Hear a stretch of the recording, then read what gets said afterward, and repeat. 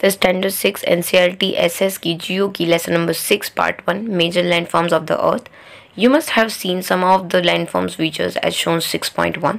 6.1 में आपको जो पिक्चर्स दिख रहे हैं वैसे करके लैंडफॉर्म्स आपने बहुत सारे देखे ही होंगे. You will notice that the surface of the earth is not the same everywhere. आपने देखा होगा कि जो अर्थ का जो सरफेस है वो हर जगह पे सेम नहीं है. The earth has an indefinite variation of the landform. अर्थ के ऊपर आपको अलग अलग तरीके के लैंडफॉर्म देखने को मिलेंगे. कहीं कहीं पे माउंटेन, कहीं कहीं पे पहाड़, कहीं कहीं पे वैलीज, कहीं कहीं पे झरने, कहीं कहीं पे प्लेन्स, प्लेट्यूज वैसे करके. Some part of the lithosphere may be rocked and some are flat. कुछ कुछ ऊपर धापड़ होंगे और कुछ कुछ जो होंगे फ्लैट होंगे. This landforms are result of the two process. और जो ऐसे लैंडफॉर्म्स है वो दो प्रोसेस के कारण बनते हैं. You will amaze to know that the ground you are standing on slowly moving. आप जिस जगह पे खड़े हो वो धीरे धीरे करके मूव कर रही है. Within the earth the continuous movement is taking place. Earth के अंदर ये मूवमेंट जो है वो कंटिन्यूस चलती रहती है. फर्स्ट और the internal process lead to the upliftment and shrinking the earth surface at the several places. देखने जाएंगे तो जो पहले क्या होता है कि जो अंदर प्रोसेस, इंटरनल प्रोसेस का मतलब ये हुआ कि अंदर की जो प्लेट्स है, अंदर के जो एरिया है उसका ऊपर नीचे होना, सिंक होना, छोटा हो जाना, अलग अलग जगह पे हिलना, ये सब चीज़ें इंटरनल प्रोसेस के अंदर आती है. और कुछ इस हिसाब से ये सारी प्रोसेस के बाद जिसको हम लोग टेक्टोनिक प्लेट्स के अंदर चेंजेस बोलते हैं, उसकी वजह से mountain, place, lakes, tributary river जैसा फॉर्म होता है. डू यू नो देखते हैं. और hills is the land surface higher than the local area. Hills का मतलब ये हुआ कि आजू बाजू लैंड से कुछ हिस्सा ऊपर की तरफ फैला हुआ हो, हायर हो. Broadly a steep hills with elevation of more than 600 meter is term as a mountain. और अगर किसी माउंटेन की ऊंचाई 600 मीटर है तो उसे माउंटेन बोलेंगे. Name some mountains with the height of more than 8000 meter. अगर आप जानते हो कोई 8000 मीटर से ज़्यादा वाले माउंटेन तो आप लिख सकते हो. एक एग्जाम्पल डाल देंगे हिमालय, जिसकी ऊंचाई है 8848 metre.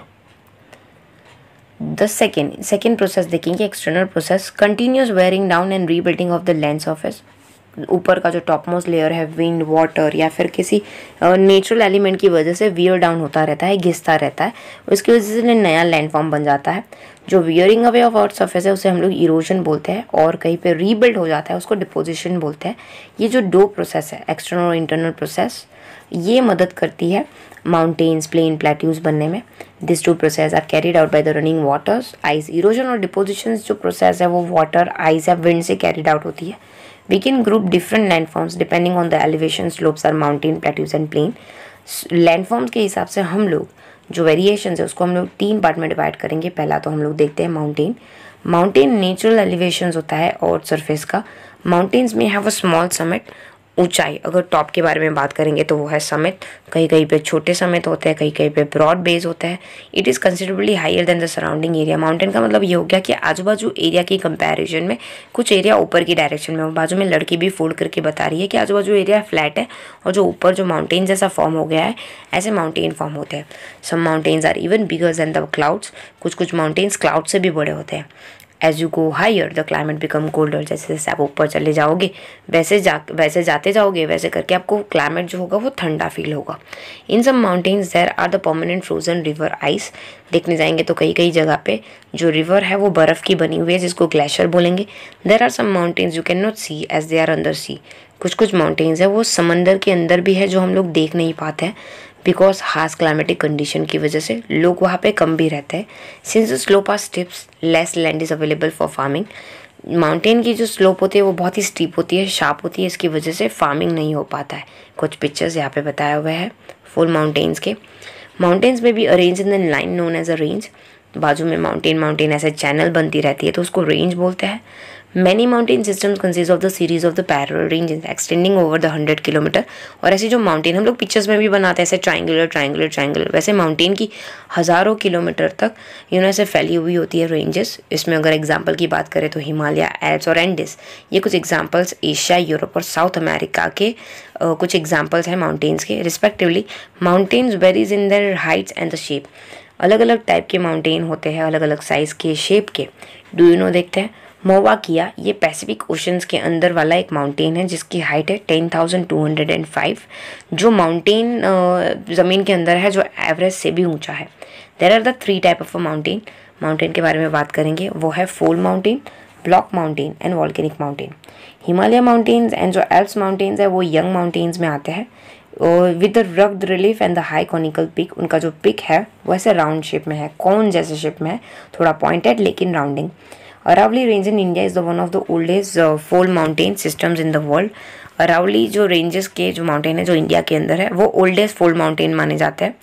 Range has considerably worn down due to the process of erosion.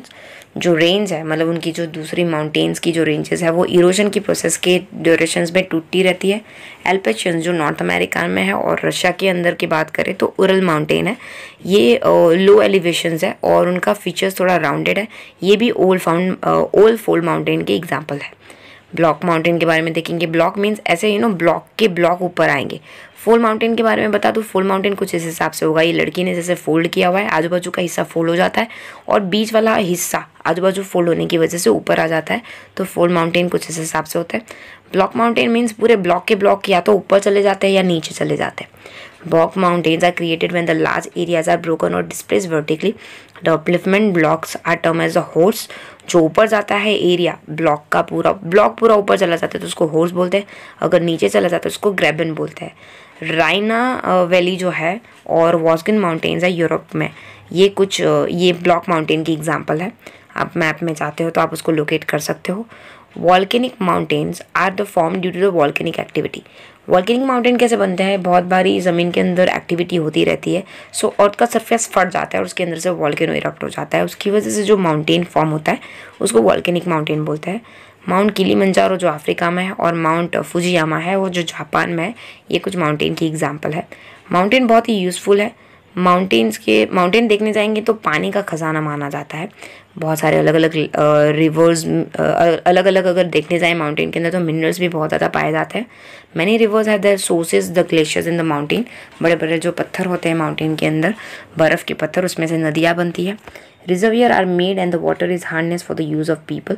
बड़े बड़े रिजर्वियर बनते हैं और लोगों के लिए वो पानी यूज़फुल बनता है।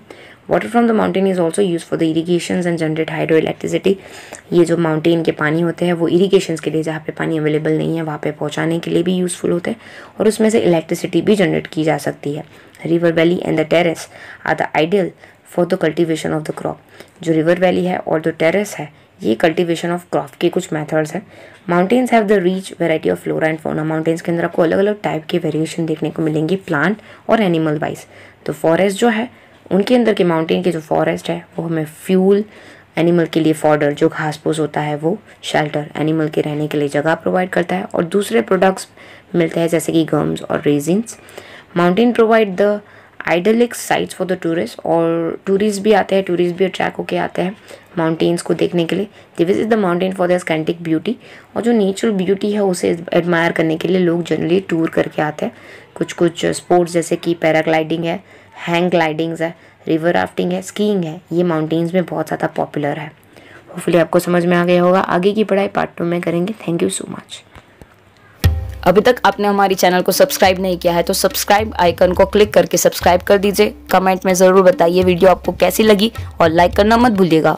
Thank you so much.